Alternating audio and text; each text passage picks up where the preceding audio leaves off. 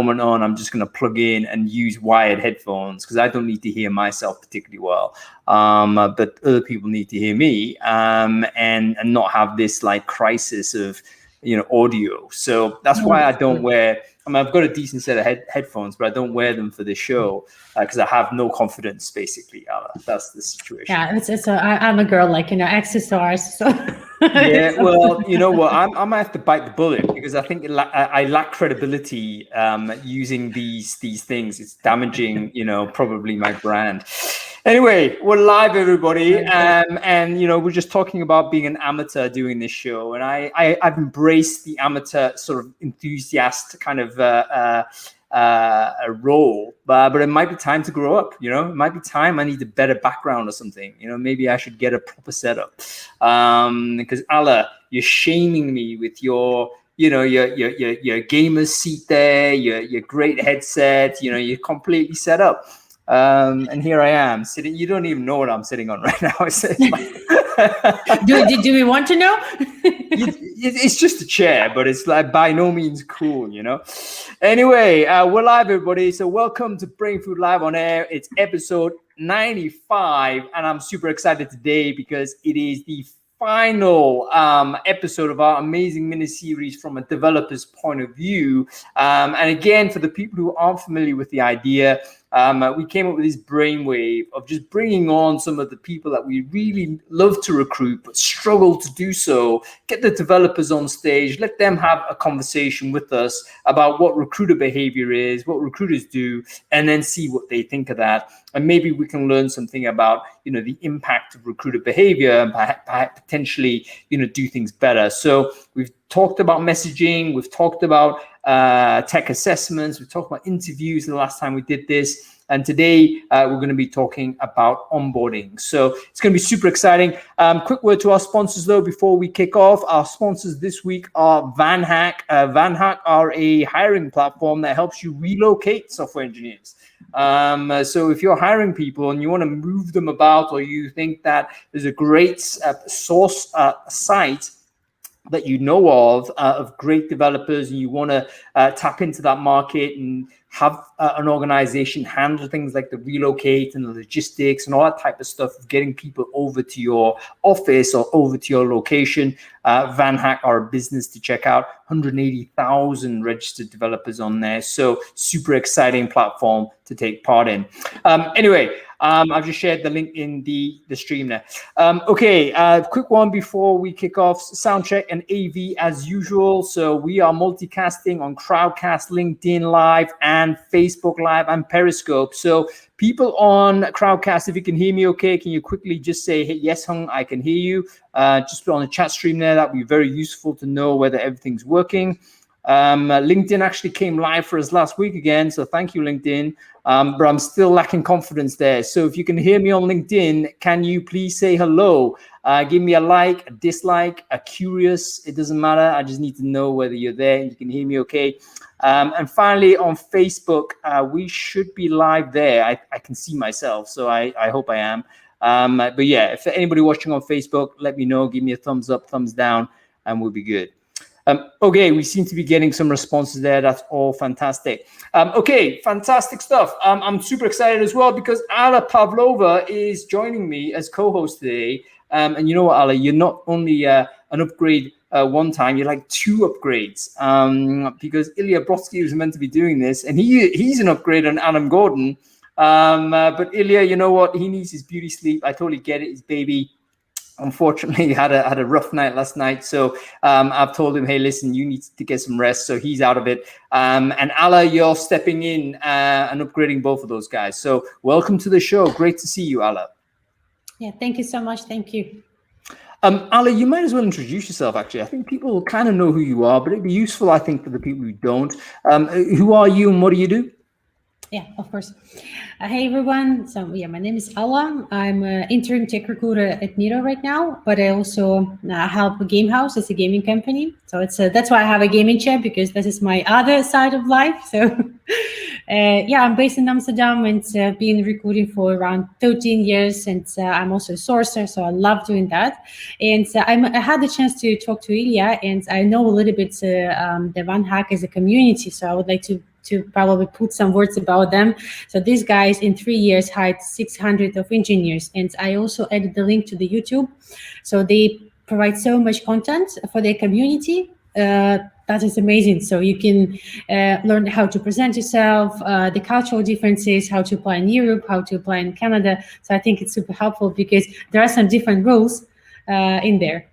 You know what? It's also very interesting because developers from different parts of the world have, firstly, a different relationship with recruiters and a different relationship with the concept of, adverts and stuff like that. They just behave differently. So, when we're recruiting very much in our own microcosm, you in Amsterdam, I'm sure that everyone knows what it's like to recruit an Amsterdam developer, right? It's like complete chaos, too much demand. It's a mess. But that's a totally different conversation you might need to have if the person was in Manila, let's say, or in, different country that you've not got any experience on. So I think VanHack really do a great job of bridging those gaps. And in fact, the community aspect, I think, is definitely their strongest suit. Their ability to cultivate community as platform as community seems to be, a new way of thinking about business. So exciting direction that they're in. Anyway, before we kick off, Ala, let's talk about Brainfood. Did you read the newsletter last week? And if so, what was interesting about it? Yeah, that's a nice habit. I think lots of people have Sunday morning. So yeah, I actually have one article that is particularly standing out. So one of my favorites, I'm gonna share it straight away in the chat as well. So it's about focusing on the storytelling. So some crazy focus on storytelling from the CEO of the companies. So let me share that. So I love this one because as a recruiter, of course, I would like to tell the candidates what is going to happen if he or she is going to join the company. But I like when it's coming from the top of the company, when the CEO of the company is thinking like, hey, what is the outside of my values? Like not only focusing on the mission and values, but what is the story behind? So I love to tell the candidates that like, hey, it started at this city, it was 3 people, and then they moved to the United States, a dream came true. So they've got investors, and now it's like, hundreds of type of company. So I like that this article a lot. So it's very like inspirational in terms of what the approaches you can take. And I think storytelling right now is very powerful because we spend so much time on the screen. So, and I think seeing the videos with people like put the video behind, the text. That's something. You know what, with storytelling, it's becoming so obvious as well that storytelling is like we believe stories more than we believe facts. That's the sorry truth of it. If you're able to kind of have an if a narrative basically has explanatory power, it satisfies a human being's need to have a complete answer to a problem. And we've seen sort of, for good and bad reasons, we've seen like great narrators and great storytellers really move things because they're able to present this image in this way. And I think that post was particularly powerful because it does go to show that you can't just do like a benefit sell when you're talking about your job or your company. You can't just say, hey, the stock options are this or the salary is that. That's like as of course, the person's going to check that anyway. You need to have the ability to articulate the wider reasons why. This is the reason for the business to be. So that's a must-read post. First Round, by the way, are an amazing company. They're an amazing content engine, even though that's not what they do. Obviously, they're a VC type organization, but they really pay attention to producing great content. And their blog is being one of the best for a long time. I particularly like this post as well, by the way, folks, because they were adopting what were ostensibly external marketing techniques and then turning internally for internal communications. Like, how do we use storytelling not only to promote the business, but also to do culture building internally? So lots to dig in there. I'm going to try and get, is it Daniel or David? I forget his name. I want to try and get him on Brainfood Live because I think we need to do a storytelling show. And that would be cool to be part of, if we can get him to come and talk with us and share what he knows. Anyway, a cool one to check out. What else, Ala, what else was interesting last week?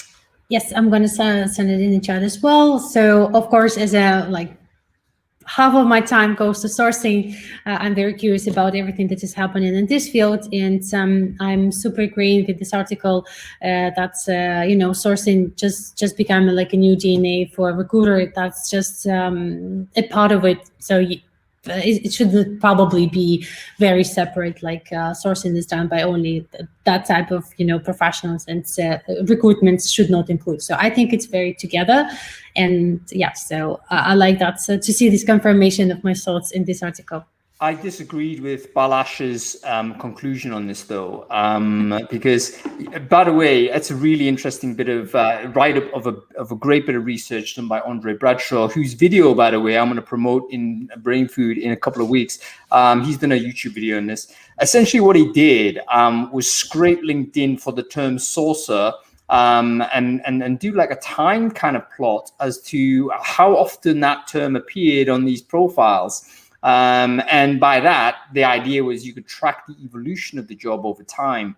And it seemed that obviously sourcing didn't exist at some point. Then it started to exist, and it peaked around about 2018-19, I think.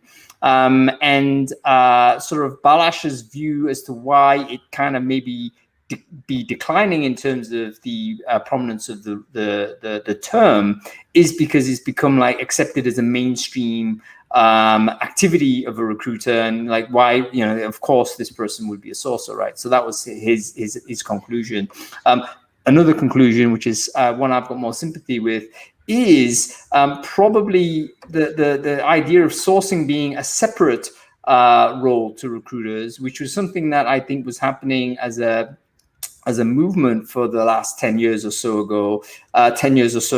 That may be coming to a close, because even pre-COVID, the requirement really had shifted from just finding people to the need to actually engage with the people you found. And we saw a lot more content about engagement, about how to write a great message. You've been great at that, Ala, actually, with a lot of the stuff you've been doing. So then suddenly, okay, you're talking about a source who also does engagement. Then hang on, why is that just not a recruiter then? I think the function is going to fall back into recruiting rather than it as a separate thing. Thanks for sharing that as well, Aaron. So another thing that Andre does, he's trying to set up his own business as this kind of community support person, and he's trying to do it all on Patreon, so donation only. Really radical, he's kind of a radical experimenter with the future of work. But if you like what he's doing, then definitely pop onto Patreon and send him some money. His value is certainly right up there. Okay, one more, Ala, before we start bringing our guests on. Yeah, sure. By the way, we all could have a little bit different opinions between the sources and the recruiters, but I think that's at the end of the day, so the technology is evolving, so hopefully there's some like routine part of the sourcing is going to be optimized. I think everyone's kind of hoping for that. So, and the last one that I wanted to share with you, that was one of the most curious ones, because as an interim recruiter, I quite often asked the companies asking me, so where should we open the next office? So where would be the market more attractive for the engineers? What is the situation with the country legislation for expats, etc.? So this tool is not particularly for that, but it's about the competition. It's about to look at the country specific. So and I really to see this trends and rotations of the talents. I still playing with that, so I thought that's it's very interesting. It is, and I actually didn't know that this study was going for like 7 years or so. So I'm so far behind the times. Someone shared this with me, Ivan Harrison, actually. So Ivan, thank you for this. But it's actually a really cool site. And the idea is, look, AI is going to change the world of work. Which countries, cities, and companies are best positioned to take advantage of how that future of work looks like? And it's just a great way to do some filtering, some drop downs. You can kind of see, everyone likes to see your country on a league table or whatever. Switzerland at the top for some reason. I don't know why. Maybe there's a reason for that. I don't know. Low taxation. Have you been there? I have, and I've got many friends in Switzerland. I like Switzerland, but I had one bad experience in Geneva, and that's kind of like colored my expectations a little bit.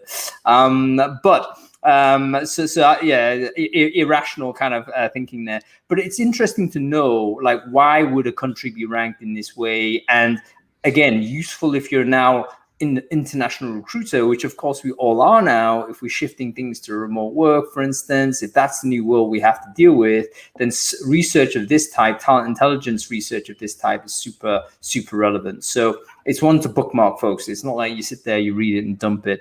You need to keep hold of this report, stroke interactive. Okay, great. Let's talk about the topic at hand, which is developer onboarding. Ala, what do you think of this? What do recruiters do badly? What do recruiters do well? I'll ask you this question before I bring our devs on screen.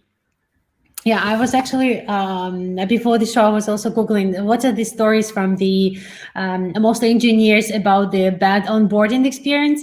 And most of the stories I've heard were when the things went completely wrong. You know, the day they join, the email is not set up. There is no, interaction with the team, no meetings scheduled, and this kind of thing. So to be honest, I was always thinking like tools are going to help us to make the onboarding smooth. But I was very wrong, because to leave the person with a tool where you need to fill in the forms and, to put a lot of information yourself and this kind of thing. So they are not that much attractive. So I think as a recruiter, so I know the candidate very well during the interview process.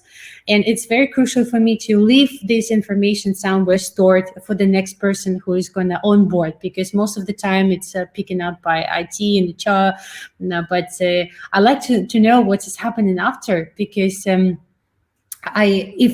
especially if it was a hard close, when you did your best to make an offer, and then you send this candidate to the HR and something is happening, like a black box. So onboarding most of the times this is something that is like a company effort. You can do the video contract. I think you've been sharing that. I'm gonna, guys, add this link so you can send like a video how to read your contract, especially for expats. So they don't know local legislation, so they will have more questions than the local candidates. So yeah, I think it's a super important topic, and I don't think from recruitment part we are that much engaged, but the part when we can share the learnings that we've got through the interview process, that is super important. Yeah, that's a really important point, Ala, because what you're saying is there is a handover, and I think that's one of the problems, isn't there? Because recruiters, you tell me, do your mind switches off when the person says yes, and job offered, accepted, boom, and then you're on to the next job because we're busy, we've got loads of things to do. It's going to be one job filled out of the 50 that we might have, so of course we're going to start thinking about other things. And even before then, I remember back in my recruiting days, if you had a candidate and he or she was going through the flow and you thought this is going in, it's going to be fine, inevitably your attention shifts to other bits of work that you need to do. So number one, we have to recognize as a handover, but the candidate doesn't know that. The candidate doesn't know how it works on the background. They're just marching through the process, and then suddenly there's like a context switch or a person switch, and it's somebody else emailing them. And I kind of have a think about yourself, like when you're dealing with somebody over a period of time, and then suddenly that person is no longer there and another individual is interacting with you. That straight away is quite disturbing. So we need to recognize there is a handover, a natural handover, but the candidate may not know that. And secondly, the value that a recruiter might have, obviously, is this intense knowledge by that time of the motivation, the style, the communication style of the person, the key concerns that individual might have, which again, HR, hiring manager, they're going to be more distant to that, and they don't really know, but they need to be aware. And I'm sure hiring managers actually would really want to know this, because they're going to want this individual new team member to come in and join and be, ready to go day one and not have these concerns. But yeah, definitely there's a gap. There's an ownership problem as well. We'll talk about that a bit later when we get people like Joshua and Jesse on, but like who owns it, not clear. When that's not clear, typically it's a bit of a mess. I do remember back in my early days, again, people arriving, no computer setup. There was a day we didn't have any. We had to just pull an engineer off to what their job was. Listen, I need you to sit with Jake for 2 hours, and it's like there's like 2 people gone, and it's just a terrible impression. And there's damage to confidence from the candidate point of view. Because go ahead. So I wanted to add one more thing. It's also, it's important to keep the promises. So when we interact with the candidates, so we promise them, for example, if there's some special circumstances, right? So that's there will be like a permanent contract after 12 months, or they're going to be like, his salary will be revisited, etc. So if these promises are not kept in the later stages, so I had so many times candidates coming back to me saying, hey, when I spoke with you, so you told me it's possible. It's such a horrible experience. I feel so bad when it's happening. Yeah, you know what? It's totally true. And the truth is recruiters are a little bit responsible for it, but not always. Because oftentimes we're operating on the information that wasn't there. I remember referrals was one of the things that was promised. But one of my old CEOs promised me, yeah, we're going to give 5K referrals to anybody who refers anything. And then, I was saying, oh, great, I can go to my engineering team and have them do this. And every new hire I made, I said, hey, listen, if you know anybody else who had this skill set and wants to join the crew, here's what we can do. Then, of course, the 5K wasn't there. It was like not available. And of course, you get complaints because you have, misled them even inadvertently. So it's important. Our relationship with hiring managers there is super important. Okay, let's move on. Let's bring on, I think Ming Ho is definitely here. Kritika might not be with us, unfortunately. I'm going to see if she is, and we'll bring her on. But let's bring Ming Ho Chang on if at the very least. I hope she's not in a noodle shop again. I think that was the last time she was... we interrupted her dinner, I think. The office, yeah. Huh? Yeah, I think so. I don't think Kritika is here, but that's okay. Let's talk to Ming Ho and get a developer's perspective on this. Because, you know what, it's going to be variable as well. I'd be interested to know actually from a candidate point of view, like what is the There she is, Ming Ho. How are you? Hello, good. Can you hear me? Yeah, we can hear you fine. Great. Just a heads up, I'm in a dentist because it took a little bit longer than I thought. Oh, so I just do it here. Yeah. Right. Do you need? I mean, if you need to be like getting seen to, then don't worry about staying on the call. No, that's totally okay. Probably later you'll see my tooth or something. Yeah. Are you okay? I mean, what's no. Yeah, it's fine now. It's fine. Okay, cool. Ming Ho, for the people who don't know you, can you just quickly introduce yourself to the audience, please? Okay, sure. Yeah, so I'm a software developer in Lepaya, working in Lepaya right now, and it's based in Amsterdam. So basically, it's the same place as Ola. Yeah. And I've been working as a software developer for around 10 years, and most of my experiences in startups. Yeah, and fantastic. That's me. You know what? That's actually a really interesting point, because is onboarding different according to size of company, scale of company? Of course it is. So that's something also we should explore.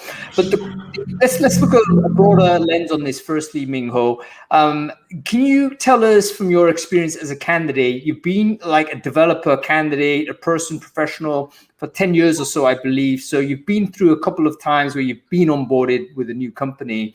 Can you tell us what the difference between a good onboarding experience is compared to an onboarding experience that wasn't good? Yeah, I would say the best situation is that there is the structured procedure like what we have in the poll. Yeah, because I do run into a situation that the onboarding process is not quite clear, and so I have to push a little bit and ask every a few days, and there's no a definite date or definite time that something will happen, and that makes me a little bit panic even I've already got the offer. And also it includes relocation. So everything, there are a lot of changes, but nothing is certain. I mean, nothing is already done or something. So that would be something that would, if there's, hopefully there wouldn't be another time, like this. And so I think a structured process will be really like important to reduce the panic. Yeah. On that Yeah. note, Mingho, I just want to just remind people, stress happens when it's ambiguous. Like if you don't know, that's when the stress happens. People aren't necessarily that bothered if it's 3 days, 5 days, 7 days. They're not counting the days per se. You just got to be clear what it is. If it's open-ended, you don't know when when you're going to get access to this bit of software that actually you need to get your job, or you don't know when you need to do this activity in order to trigger the next thing. At some point it will be dropped or something. Right. You just think that's just like dangling people for no reason. So clear process. You got to document it basically. If you haven't got a documented and agreed onboarding process, then that's the first thing you need to have. Ideally, this should be public as well. Like there's no reason why this should be hidden as a private internal document. Why do you not just say, look, this is how we onboard developers and have it up there as some place that everyone can look at? It's not proprietary information that's gonna, bust your business in any way. It's just simply, this is how we do it. So, you know what I mean? Very easy and simple to do. Okay, give us another thing that's not good that you've experienced. You thought, okay, that was not a good experience. Next time they should really do this better. Not good. Another experience. I think this one is the most important one. And another one, I can say something that's good. Yeah, I can share something that's good. Yeah, because for some of the experience, some of them, not only the company side but also the recruiter will help, like making sure like every step happens, and if I have any questions. Because sometimes when, for example, I come from Asia, come from Taiwan, and the culture is very different from the culture in Europe or like in the Netherlands. So sometimes I do have some questions that what I can say, what I could ask, and what I should ask. And so at that point, the recruiter and also the company did help a lot. And they just be there and say, if you have any question, yeah, no problem, just come to us. You know what? I think that's really awesome. That's a cultural there's cultural differences also, but I think there's also subcultural differences. So, you might imagine some people don't like asking questions too much. I don't, I feel like I don't want to be a problem. I don't want to add a burden to anyone, and I'm kind of trying to figure it out myself, and it's obviously wasting a huge amount of time. But I'd almost rather do that like instinctively rather than ask a question. So onboarding, the responsibility of the employer is to eliminate that situation where the person doesn't know and is afraid to ask for some reason. You need to provide the information and then ensure that is the person clear, and if not, please say, and then guide them all the way through. So that's a very important point, I think, to make. Yeah. Give us one more thing, Mingho, before we let you go. Sort of a great onboarding experience. You've had a few.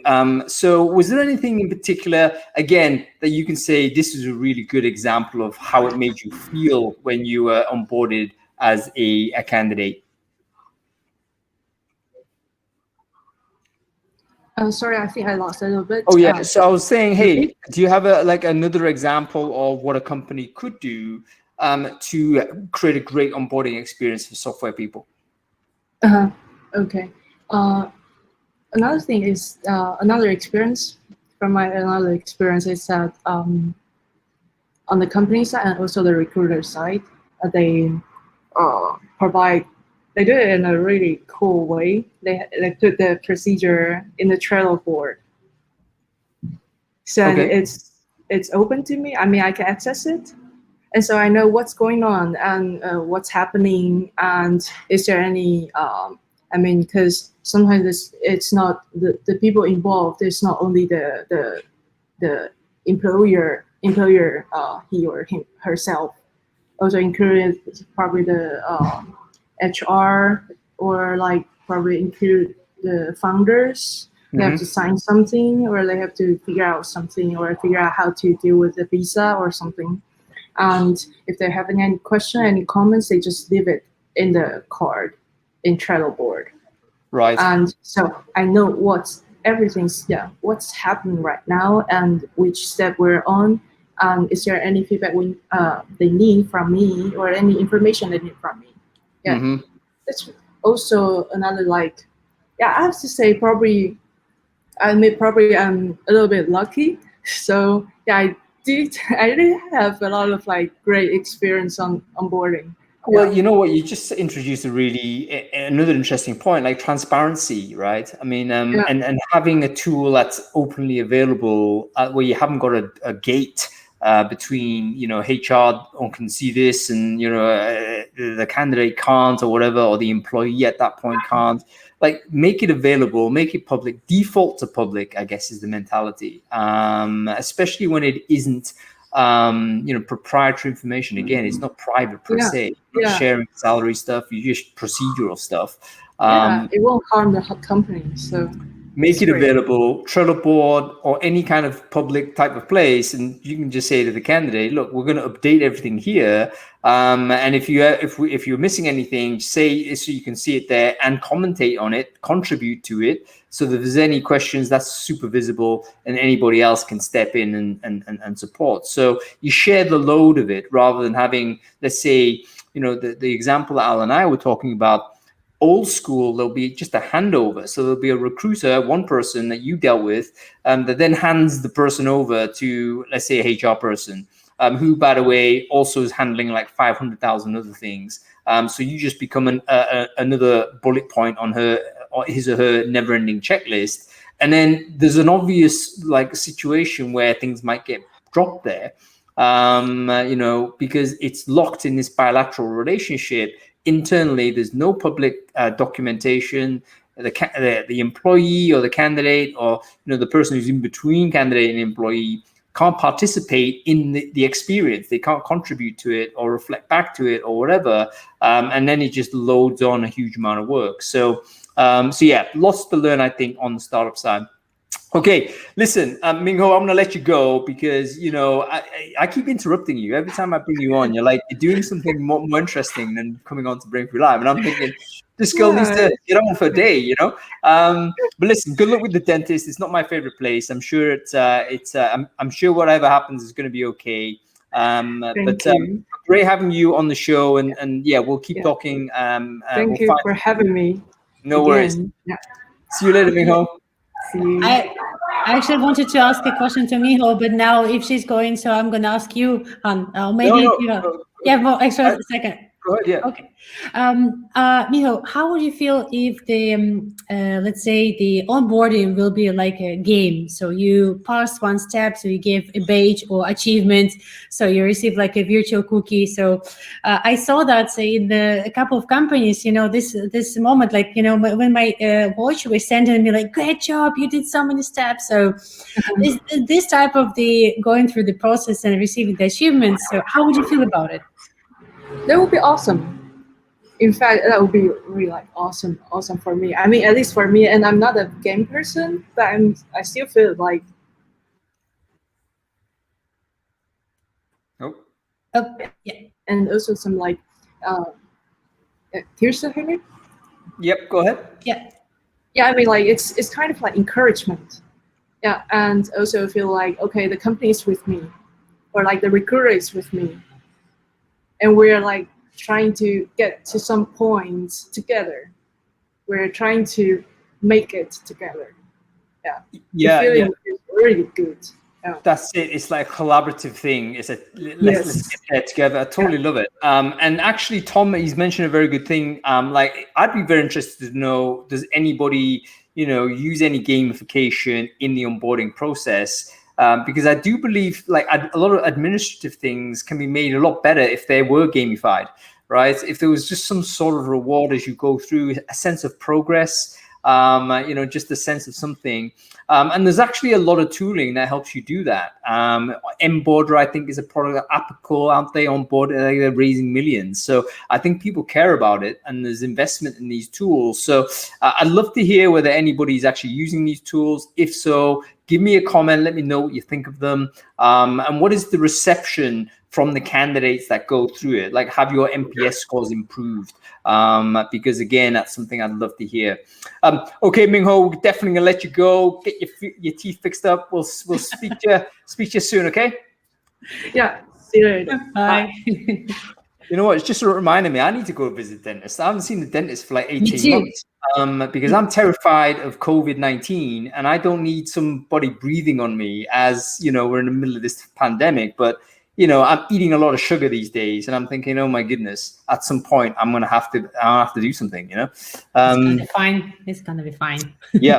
Oh, by the way, folks, anybody listening, if you've got any questions for any of the guests or Ala or anybody else, ask a question at the bottom. We're going to get to that at the end of the show. Okay, super interesting. And by the way, the gaming thing, I definitely want to talk a little bit more on. We're going to go and flip it a little bit, because I want to bring in some hiring managers and get their perspective.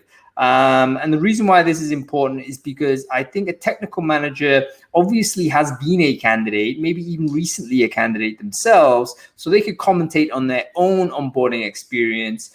But as a leader of a department, I wonder what their thoughts are on what they could do if they could redesign an onboarding process for optimal efficiency and comfort for the person coming in. So let's see whether we can bring on Jesse and Joshua. I think they're both there. Yes, he is. Let's go, Joshua. And I'm going to try and bring Jesse on as well. There's Jesse. Cool. Great.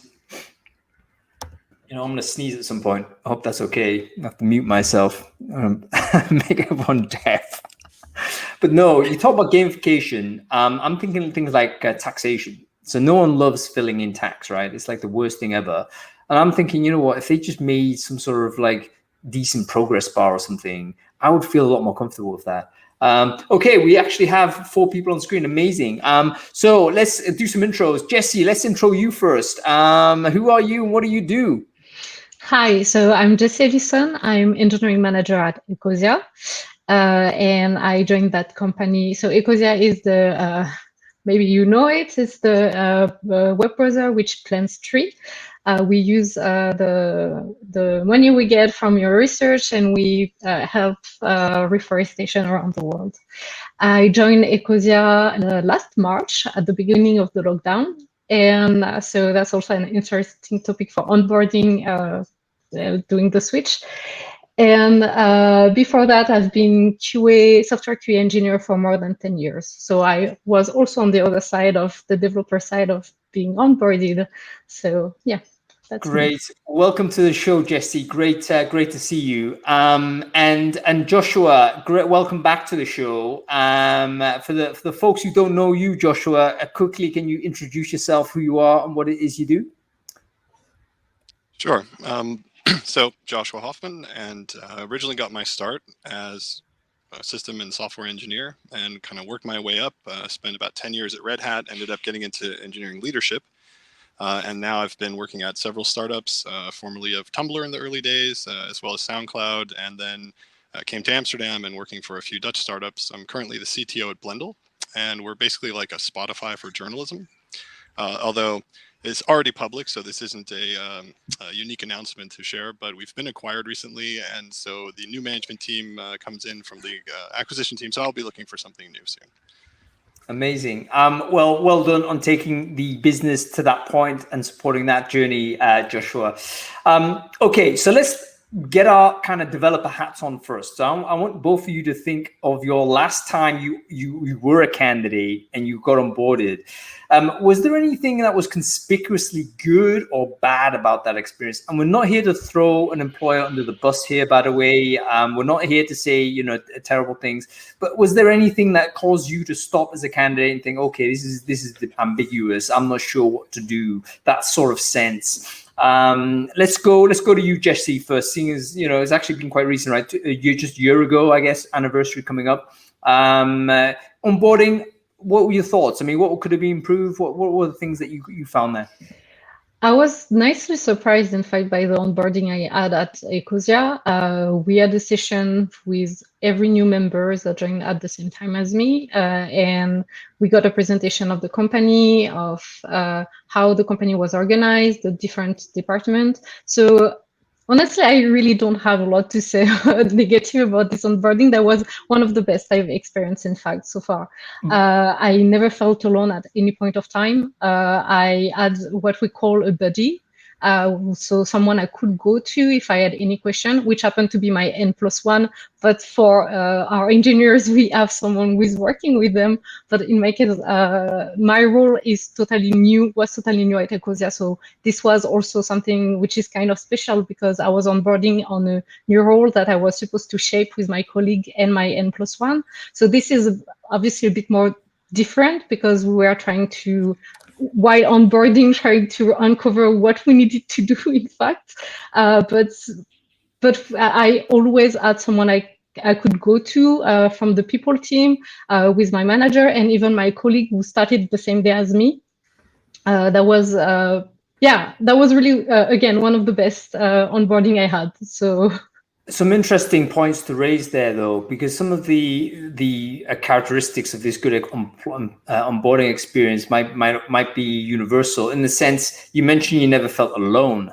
And I think that's a really important thing to sit on just a little bit, because as a new person coming into a company, it is like the new kid in school, right? It's like, of course you're alone. Everyone else has all of this institutional knowledge. Everyone else has these pre-built social relationships. You're just like literally coming in out of nowhere.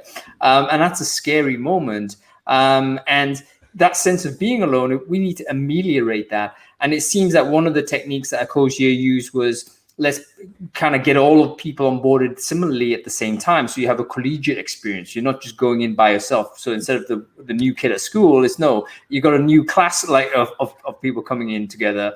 And then you mentioned there was opportunities to buddy up with an existing person. So there was an individual identified to say, right, this person is a go-to for these types of things. And presumably that person was happy to do that. So a couple of elements, I think that emotional security, right? I mean, we forget we're human beings. The emotional security is required. We need to fill that gap.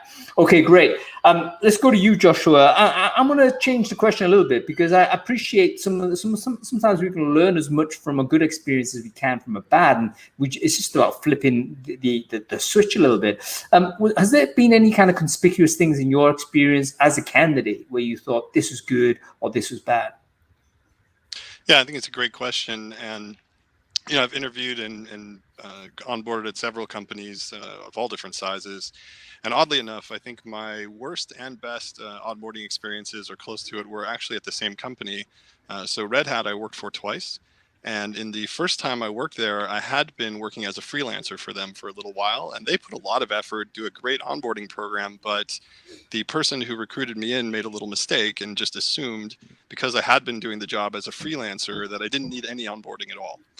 And so it literally was, I was working remote in the field. I got a contract in the mail. I signed it, sent it back. I got a little package a week later, welcome to the team. Here's a sweatshirt and, I don't know, a mouse pad, whatever, and good luck. And then I had, a set of assignments I was to take on. And after a couple of weeks, I realized that I just didn't know some things that as a freelancer, it's one way. For example, submitting your expenses for your travel to visit your clients, things like that. And as an employee, it's completely different. And I remember I called up my manager and I said, I just have a couple of questions. And I read him this list. How do I do it? And he said, oh, wow, we really dropped the ball on you. He said, we just assumed you're doing the job well, so it will continue the same way. And I said, well, thank you. So then I actually got through the formal onboarding. And they did some really great stuff with it. The question came up about gamification. And at Red Hat, part of the onboarding actually included a game. And I really liked the way that they did it. So they didn't gamify the whole process, but as part of it, they brought everyone to headquarters and you're in a group and they pair you up with the person that they think has the most different job than you. So for example, if you're coming in there as an engineering consultant, they might pair you up with someone from a finance team, or maybe someone from HR, whatever, just some completely different department, and they have you form these little pairs. And then they gave us this game, which was sort of like a scavenger hunt. That required you to, over the course of the next 3 days in between your onboarding sessions, go all around the company, find people to talk to. If you had cryptic clues, what does it mean when someone says this? And it's like this, internal company jargon that you need to get the answer, but you could probably ask anyone. So it just forced you to get out and meet people and see different parts of the building you might never go to. And because your partner is someone in a very different department, you're also getting to know them, and you're exploring it together. And it was a lot of fun. And at the end, there was a prize for the ones who finished it first, which I'm happy to say was my team. Although I had an unfair advantage, having been a freelancer, I did have a lot of insider knowledge already. But I thought that really brought something to it, and I liked the way that it challenged you in ways to get social with the company, not just. Most companies, they'll have they're kind of like their onboarding Bible, and it tells you, here's where you get your mail, and here's who, supplies your equipment and what you need to log into and all of this. And you squirrel that away, and that's really practical, but it doesn't give you a social connection in the same way. So I really like that they brought that. Another very positive experience I had was onboarding at SoundCloud.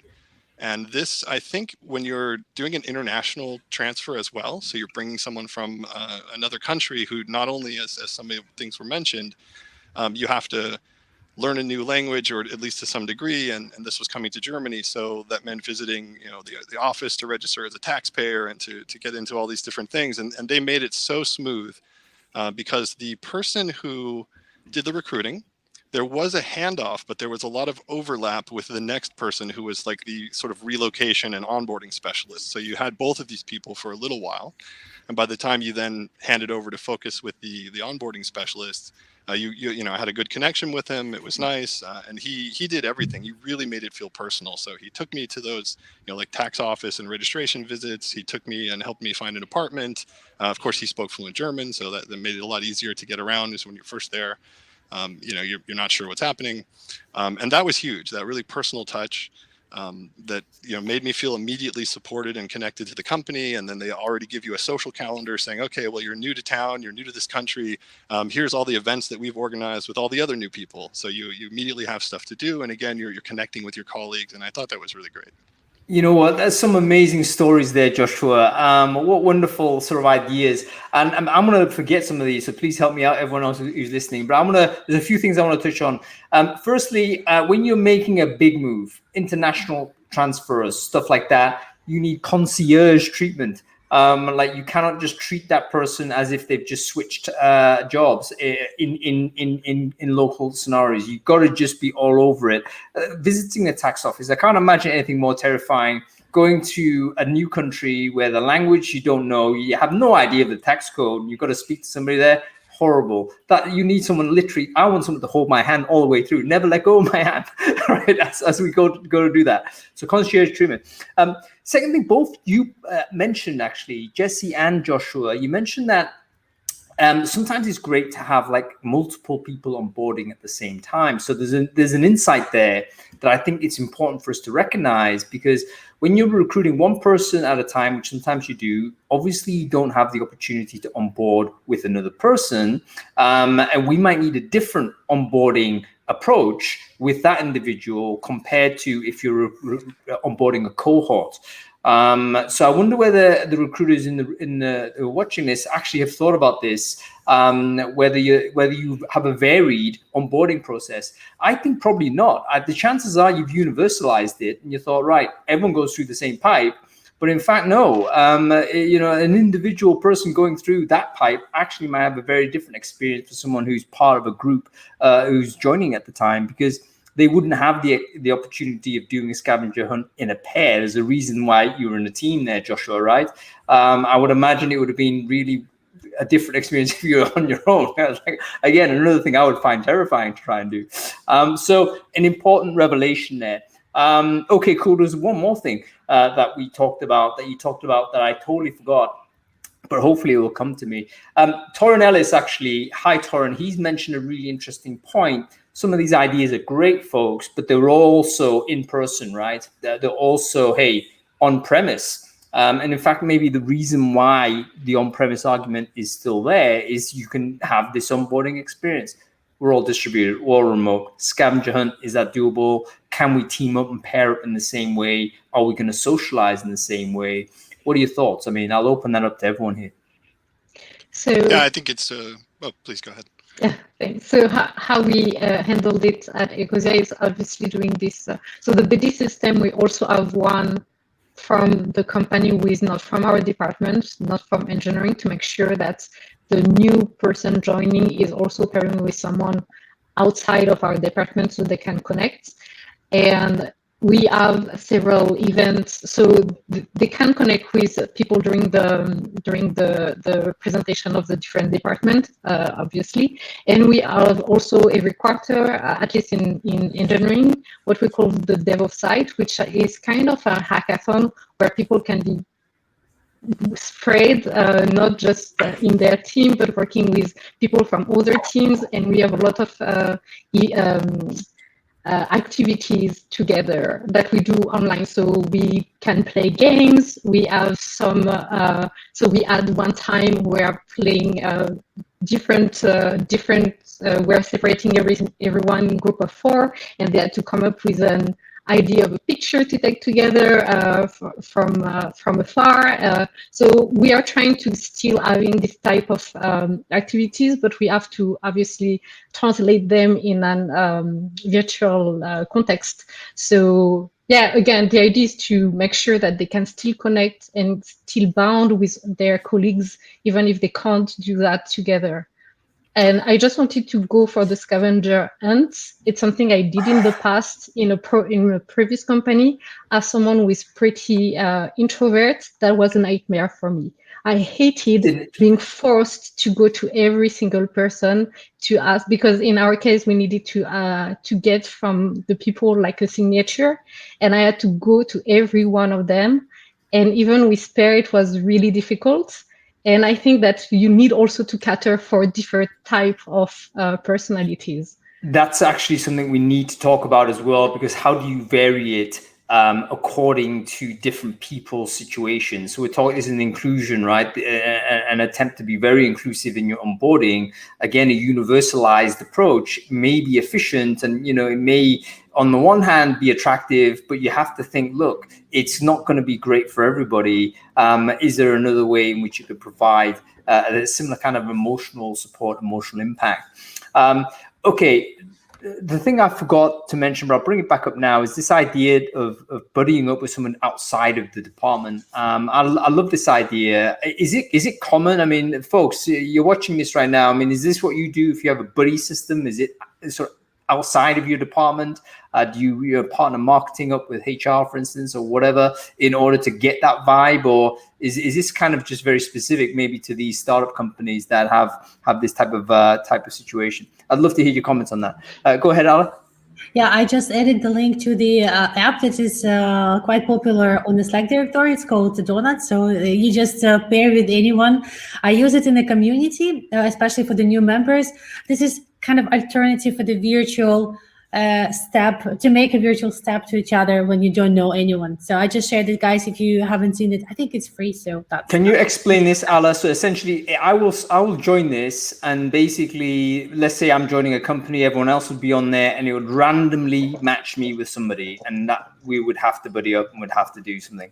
Yeah, you can randomly match it, but you can also point to give some direction how it's going to be matched. So at the beginning, usually people match it randomly so that the person can get to this in the way naturally how it goes. But yeah, you can actually kind of make it as an onboarding. So first you can create in the chat welcome message. So anytime a new person is joining the chat, so the channel is like, so it's like welcome. And then you get the notification, hey, you have a buddy to have a virtual coffee. So I think quite a lot of people uses that because again, it's free, it's easy to get, and as well as we spend a lot of time in, these messengers. So could be a good thing. That's a great share, and it looks like a lot of people are familiar with it, or they're using it sort of themselves. So that's fantastic. Okay, let's switch our hats on to you're a hiring manager now, and you've gone through a process. Have you thought about how to improve an existing onboarding scenario. So again, yes, we care about the emotional security of the candidate, of the employee, etc. But as a hiring manager, another priority that you have is to say minimum disruption of the existing team. You want productivity of the new hire ASAP. You've got other targets you need to achieve. You can't be in a situation where hiring someone new actually pulls you back. It needs to be forward.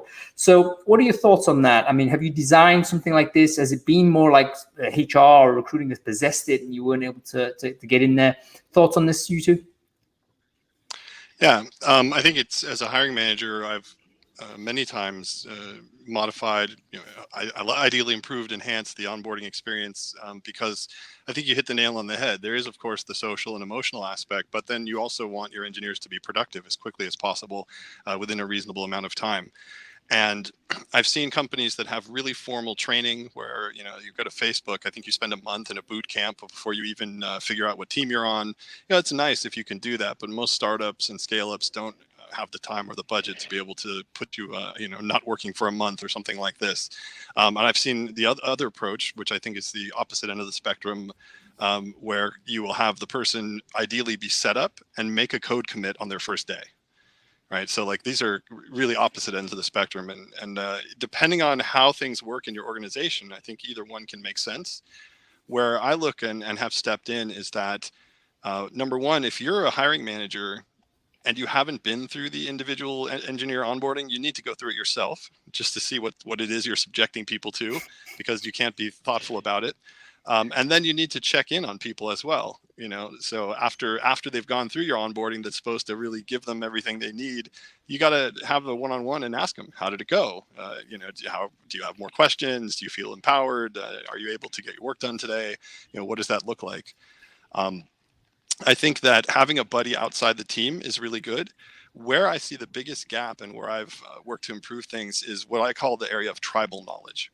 Right. So a lot of companies have very well established handbooks that tell you, this is the department that does that. And if you need someone, you go to this other team and whatever. And then you get to your team and they've told you day one, here's a checklist of tools to install, get your laptop set up, you're ready to go.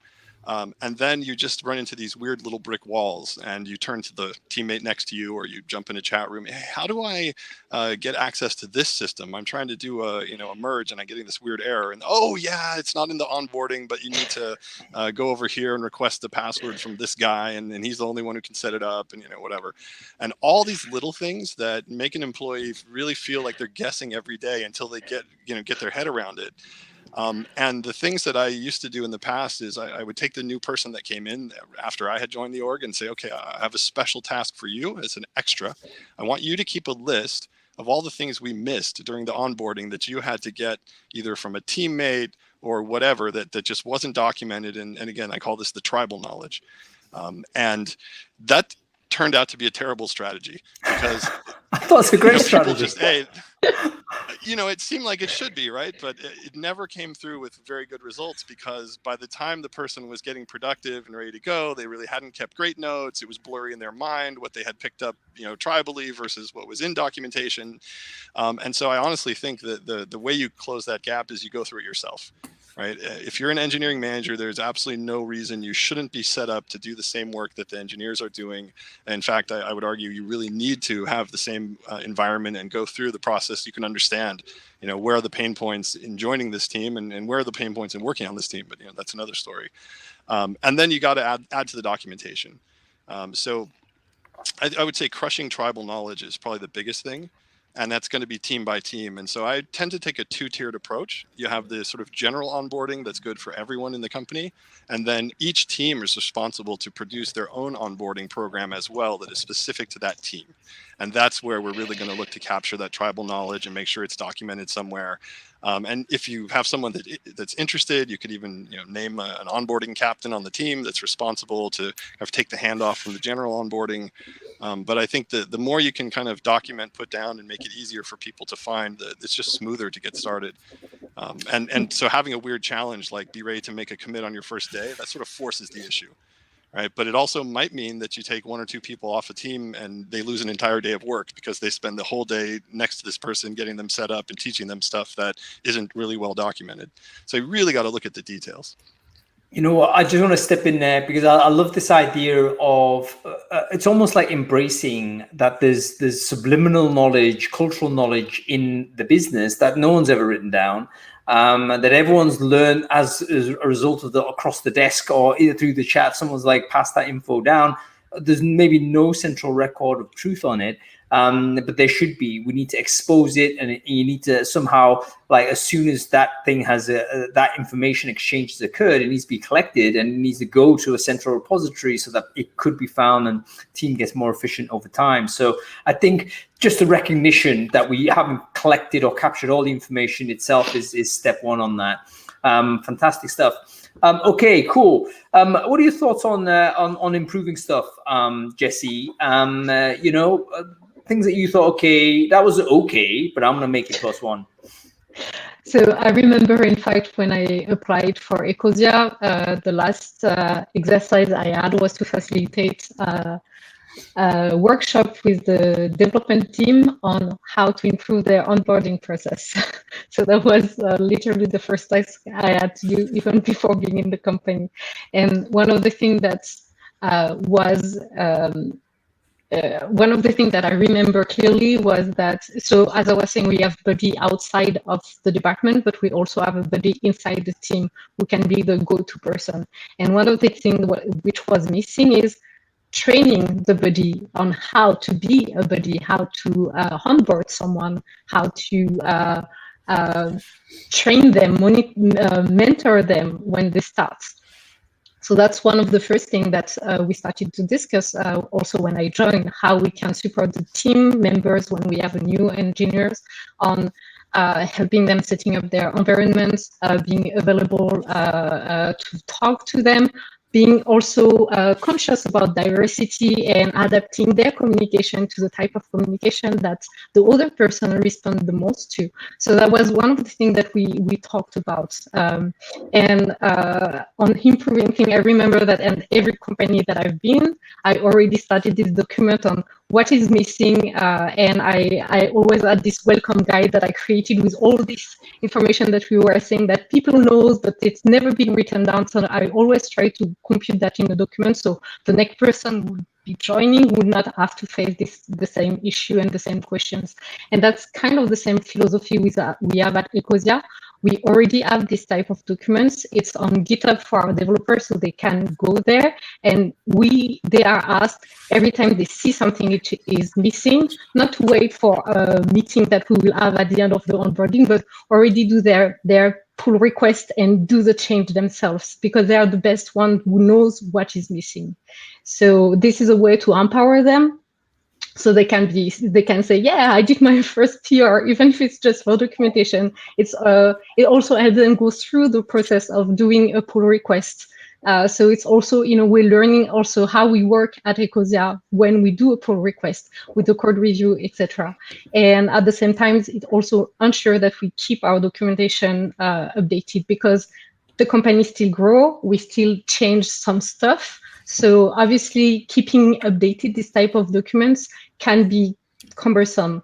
And the new joiner are the most, even if I do the onboarding process once, I can assure you that in 2 months, it might not be valid anymore, at least for some of the tools we are using. So it's better to have this work done by someone who is new, who already know what is missing, and we can learn from it, and we're sure that the documents are always up to date. Yeah, so basically the new person comes in almost as a person who's going to update the currency of the documentation, because as you say, as soon as you document something, you've frozen it in time, and things move on. So this person may have this update role, or at least you've got to create some sort of way in which that can happen. Although, Joshua, I totally take your point as well earlier when you say that, sometimes the new person may lack the cultural knowledge to such an extent that they're not able to commentate on what is good or bad, because they're simply not able to judge. It's like, okay, this is how they do it. They also, I would imagine a new employee coming in, a good new employee, I would imagine, is not coming in with like a completely fixed approach. Like they should be open to how new companies do things. So they may not actually recognize a bad process because they may just, oh, that's how Ecosia do it. And they don't realize there's actually a break in the system. So it's quite interesting to know or to figure out like exactly how you get that the value from that circumstance. But super interesting. Okay, listen, we're running short on time already. I want to just ask her one quick question to shift it to the next topic. So I think we need to cover it. We'll shift to remote. Onboarding, I think, is like it was born on the idea of on-premise. So if we're now in a situation where we're remote and in future, let's imagine that's the permanent state, what do you think are the most important things to know about remote onboarding that is different from on-premise? Go to you, Joshua, first. Yeah, I think it's a great question, and the fact that we've now had almost a year of experience in doing everything remote, I think if you had asked me this last year, I would probably not have a great answer. But a couple of things come to mind. First is that a lot of, or at least a good portion of on-premise onboarding is also about learning the building, right? If you're in a very small startup, okay, it's you can all look around and see where the toilets are, and that's fine. But if you're joining a larger company where it's a big building with a lot going on, just learning where the things are in the building, where your team sits, where you get lunch, where all of this stuff is just part of that onboarding, and at least you can throw all that away when you're doing it remote, right? So you don't have to worry about that portion of it. I think the biggest thing to be sensitive to with remote onboarding is that there's a feeling of loneliness, right? Because even if you've been added to a Slack and you've got a regular team stand up, you're brand new, and you don't know anyone, and it's not like you can overhear a conversation next to you where someone's talking about Arduinos. Oh, I like Arduinos. I'll introduce myself and see who this is, and maybe I can talk to them and just form a friendship that way. So I think it requires the company to be much more proactive. Right, you have to assign activities. You have to reach out, check in multiple times a day, at least the first few days. Make sure that you've got stuff set up. I really like the idea of the coffee chat, but what I don't like is if you just say, okay, I'm going to randomly assign you to someone and you're going to have a half-hour coffee chat. For someone like myself, who's very comfortable, can probably have an engaging conversation, but for that introvert, or especially if there's two of them, you might just be staring at each other. So I like to do it with, and something we do at Blendle is we seed the conversation. So we give like 3 questions. Say, have a coffee chat and discuss these 3 questions and answer them together. And then we actually take it a step further, and we'd like you to write the other's answers. And then we'll have a group meeting later where you present the answers of the other that you were with. And this way it shows that you got to know that person a little bit, and you're practicing a bit of public speaking, and you're just sort of becoming part of the group. I think these kind of little changes and tweaks help a lot in the remote situation. That's a great little exercise to run. So just to repeat that for folks who are listening, you do a connection in the company, but you see the conversation. You just don't let them do it. You just give a bit of structure to it and a bit of an exercise. So it's kind of a neutral space where both parties can focus on. So you're not just like face to face, where that may favor a certain type of neurotype compared to another. And then they have to reflect back to the wider group. And again, as you say, there's all kinds of like personal and career development things that you're going to learn by doing that, but you'll also be enculturated at the same time. Okay, go to you on this, Jesse. A shift to remote, everyone's remote. How does it change on onboarding?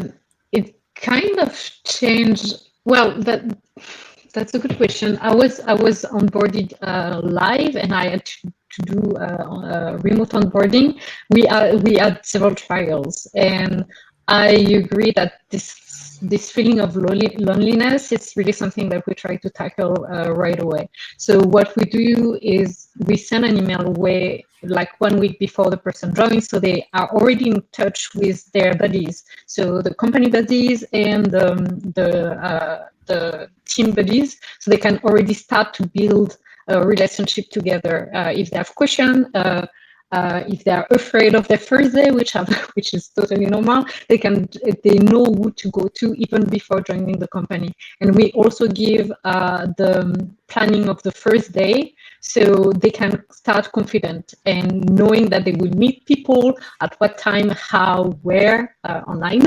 And I feel like it kind of helps of not feeling like totally lost. Like the first trial, for sure, I'm pretty sure that our engineer came and were like, okay, it's 9 a.m. I don't know who I'm supposed to talk to. And we realized that having like a bit more structure and making that clear really helped.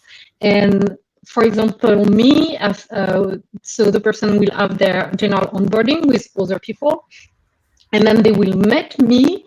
And we will talk. And after I will introduce them, because it happened that we have the stand-up right in the morning, and then we introduce them to the whole team, so they are not alone. They already are meeting everyone else in the team, so they can already see faces. They can already start to connect, and after their buddy will meet them in a separate meeting where they will continue to talk and go through all the first steps of onboarding. And we try to have check-ins every day with the person, every evening, and me once a week, and regularly with the buddies as well, so they are also not feeling alone in their role. Yeah, so that's basically the vibe I'm getting from both of you, is that we just need to intensify this idea of socialization for new starters, because there's a lot of that ambient socialization they're not going to get. The simple fact of bumping into people as they're going to the coffee machine or something, that's an opportunity to socialize. It doesn't exist anymore in this online world. So we need to amp it up and do so in different ways. You know what? There's going to be some really cool products built to support this, isn't there? I mean, I can just imagine. I mean, we're talking about AR, VR. I'm a critic of it, even though I've got an Oculus right here. Big fan of the damn thing. But from a work point of view, very difficult, because no one's going to be walking around with that thing on your head all the time. But I can imagine gaming generally being very useful for this, just in the sense that if you're able to play a game somehow on an alt space, but everyone else is in there, and you can do stuff that may be work related or whatever, but it's like a little bit of a replication of this idea of being in building. You're in a different space together, rather than just staring at a screen. And I think the overall consciousness of a new person coming in is just, I don't want to be a burden, I want to be a plus one, a day one. That type of sense is also a huge thing. So, there's going to be some very interesting tech products emerging from this. Okay, Ala, do you want to say something? Because otherwise we need to jump into these questions here. Yeah, sure. I actually wanted to ask a question to Joshua. One of the things that I've noticed that in the interview process, we ask candidates to complete the assignments or complete some personality tests, and then we have quite a good data in there. And I wonder if you can, and if you do use this information from the interview process, the results of these assignments in the onboarding. We do use sometimes the results of the assignments, just because it's given some window into where the person is really strong and where they might have their first growth and learning opportunities. So that can help you set up what you're going to do there. I'll be honest with you, it might be controversial, but I'm not a big fan of personality tests. Mm-hmm. Because I think that they can be problematic. They can be interesting and fun, but I don't like to force people to do that. But I do think, to your point about gaming, and this is why having that overlap between the recruiter and sort of the onboarder, the HR person that welcomes them, allows that kind of handoff. Because when you could say something personal like, this is Ala, she's awesome, and she's really into knitting, so make sure whoever on the team is into knitting meets her and they can exchange tips, or things like that. These little things I think are really great, just to personalize it a little bit more. Hung, I did want to touch on one thing. You talked about games and products coming out. There's a game that we have used. It's not meant for this. It's just a game, but it's called Keep Talking and Nobody Explodes. And what it is it's a game that really helps you build strong communication under stressful situations. The only stress comes from the game, but you split into two groups. So it can be two people, or it can be two teams, or however you want to do it. I'll just tell you really quick. But one side is faced with a bomb and no instructions, and they have a set timer to defuse the bomb. The other side has all the instructions, but they can't see the bomb. So they must communicate back and forth Love under it. time pressure to be able to do. And we use this originally as a sort of team building exercise to learn how to handle on-call situations when things go wrong and you need help. But it translates perfectly to do remotely as well, just to build that sort of connection and team communication. That's it. We need to embrace the online world, folks. You literally get into gaming. You have to do it because there's so much socialization that does take place. The gamers themselves, I think, are super social people in this environment.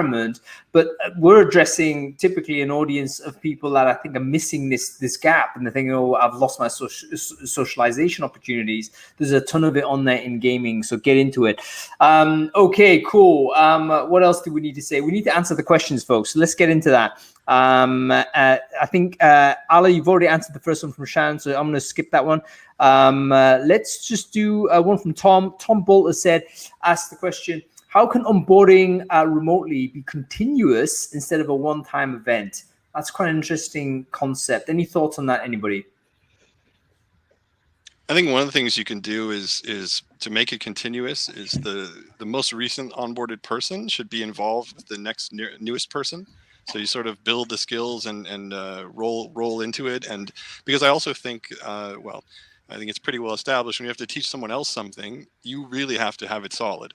And so by asking you to step in and help with the onboarding of the next person, you may be sharing knowledge you just picked up. And so you're really going to have to make sure you've got it right when you share it with this person. And then it also helps people feel like they're becoming more of the team if they're already helping the new person. So I think that could help. But, I think it should just smoothly transition into your learning and growth journey. Yeah. Right? Because you don't meet anyone these days who applies for a job at your company and said, "Hey, my skills are here. That's all I want to know. And I'm going to deliver for you. And I never want to learn anything new." It's obviously the opposite, right? Everyone wants to constantly learn new skills. So I think that's the opportunity you have to connect that to onboarding, that it just becomes a continuous journey. And, I always tell people on their first day, I expect everyone to come in equally willing to teach or to learn, right? Because we're never going to stop learning. But in order to make that work, we all have to be willing to teach now and then. Yeah, and I think that's a fantastic answer, and also something that is, very true. Once you give someone the opportunity to teach another, they feel inflated. They feel more confident themselves. They feel like I'm actually helping somebody, and then they are, and that just builds them as a team member. So really good example. Okay, a final question here. This is from Lee Candiori. Thank you, Lee, for this. Jesse, you can take this one. I'm sorry, I'll apologize in advance for this. He's saying, okay, the gamification, should it actually just be additional income? Like, for instance, I'm going to gamify the onboarding process for you, but rather than me give you an online cookie, should I just give you like material benefit? At Ecosia, we would go for then we can make a donation in your name for an association or plant a tree, or so. That would be the way we will remunerate people, because everyone who's joining our company are really into this type of thing. So that makes the most sense. Jesse, that's a brilliant idea, and I tell you, that's a fantastic idea we can implement tomorrow. Anybody can do this. Gamify it by having a donation budget. As the person goes through, you're going to say, "We're going to plant a tree," or "We're going to do this if you go through," and then boom, everyone's motivated to do that. And obviously, only hire people that care about trees. Okay, that's about it, folks. We're out of time. I just want to thank Joshua Hoffman. Thank you very much for joining us again for this show. Jesse, I'm going to get your name wrong. Jesse Hallison, thank you so much for joining the show here. Quickly, Jess, you're going to come back for us a little in a couple of weeks for another show. Joshua, I'd love to get you back as well at some other point. You've been great guests for us. And finally, you mentioned one thing, Joshua, before I let you go. You mentioned actually with the takeover of the business, you will actually be looking for your next opportunity in what time frame, Joshua? I'm open to opportunities now. I will be wrapping things up in my current role at the end of the month. Cool. Well, get in touch with Joshua if you're hiring for a CTO or a technical leader of some sort. I'll make sure everyone has everyone's LinkedIn links in the email to follow up. Okay, that's about it. Joshua and Jesse, thank you so much for your time. We're going to say goodbye to these Thanks. two lovely people. And that's the end of the show, really. So thank you, everyone, for joining. I hope you've enjoyed Brainfood Live on Air. I've had a blast with the sort of developer from a developer's point of view. I'm very keen to do another point of view thing. I'm thinking let's do a CEO point of view or something like that. Or, you know, who else do recruiters interact with that we never actually hear real talk from? You know, I mean, typically we did it from the candidate side here, but who else are our stakeholders? You know, maybe we should talk to like HRD or something like that. Or, you know, do we talk to in-house agency type relationship? I don't know. Give me some thoughts, folks. If you want us to pursue like another from point of view type of thing, then let us know. And in fact, what person or what category of person you need for us to be aware of. Okay, that's about it. We're back next week on Friday again. I forget what the topic is. It's going to be amazing. But sign up, follow the channel. If you like this type of content, have a good weekend, everybody. We'll see you later. Thank you, Okay. everyone. Such a great topic. That's it. Okay, so Ala, thank you so much, by the way, for stepping in at last minute. Really cool. I know you watched the show anyway, but I do appreciate you stepping in, right? Because it's not an easy thing to just stick on a headset and come on, and that's wonderful. We'll definitely get you back as what was co-host like? Did you enjoy it? Yeah, I like it. I like it that way, and you know, and gamification. So I think this topic touched people so much. So I think that's going to be something that we can also talk a little bit more. We should do a game. We should do a Brainfood group that plays games.